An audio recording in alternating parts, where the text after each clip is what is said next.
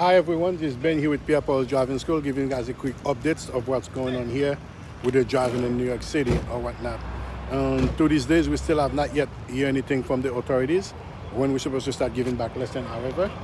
But we're still in the wood doing what we're supposed to do here in terms of monitoring what's going on, when we can see any traffic in the street, how we can go ahead and do some driving with our student as soon as possible. So like I said, I will always keep you guys updates with what's going on or whatnot. Here we are at the auto zone, that's in Utica, near to where we've been doing lesson or whatnot. It's quite dead. In the meantime, we take advantage to just survey the street, see what's going on, see how the traffic is going, see how we can go ahead and get you guys rolling. So we'll still in the meantime keep you posted to see what's going on or whatnot. But this is where Utica Avenue, that's a very busy street here in New York City. You know, there's not much activity going on here. But we're monitoring to see if there's any driving school car on the street.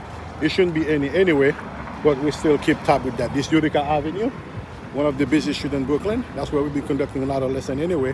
So there is nothing going on here for now in terms of driving school. So yes, this is what it is.